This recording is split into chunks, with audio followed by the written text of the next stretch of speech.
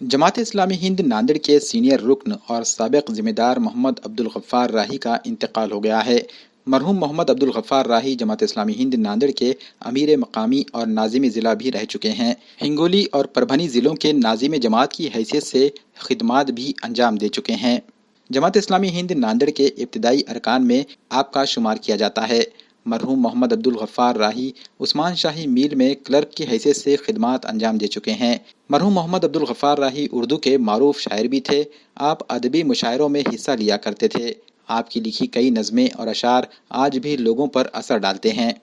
अब्दुल गफ्फार राही इदारे अदब इस्लामी से वाबस्ता थे। इदारे अदब इस्लामी हिंद से वाबस्ता शायरों ने अपनी तख्लीक़ात का महवर इस्लामी फ़िक्र इक़दार को बनाया। मरहूम गफ्फार राही इस्लाम से नज़रियाती वाबस्तगी के बावजूद एक आज़ाद और रोशन ख्याल फ़नकार भी थे।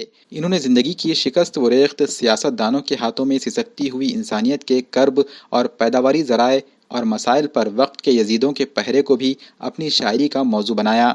मरहूम अपने अहद के बदलते हुए सियासी, समाजी, माशरती और तहजीबी हालात से बेहद मुतासिर रहे हैं।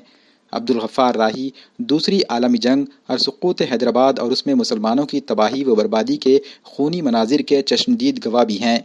मरहूम अब्दुल गफ्फार राही अपने शेरों में बनी नूए इंसान को खुदा की बंदगी और उसके दीन पर अमल पैरा होने की तलकीन करते नजर आते हैं। इसी तरह इस्लाम पसंद शायरों के यहाँ अदब बराए ज़िंदगी और ज़िंदगी बराए बंदगी का सेहतमंद रुझान भी पाया जाता है। इसका अक्स मरहूम की बेशतर नज़मों में देखा जा सकता है। अपनी ज़िंदगी के 8 दहाइयाँ मुकम्मल करने के बाद दारे फ़ानी से कूच कर गए। मरहूम की तदफीन नांदेड़ के नई आबादी के कब्रिस्तान में अमल में आएगी। जमात इस्लामी हिंद नांदेड़ के अमीर मकामी रियाजुल हसन आमिर ने मरहूम के लिए एक ताज़ियती पैगाम जारी करके अपने सदमे का इजहार किया है। अस्सलामु अलैकुम रहमतुल्लाह। अब्दुल गफ्फार राही साहब जमात इस्लामी के बहुत ही नहायत ही सरगर्म रुकनी जमात थे और आपने माजी में जमात की बहुत सारी अहम जिम्मेदारियां निभाई हैं। अमीर मुकामी आप रह चुके, नाज़िम ज़िला आप रह चुके और भी जमात की मुख्तलिफ़ ज़िम्मेदारियों को आपने बहस्न खूबी अंजाम दी है।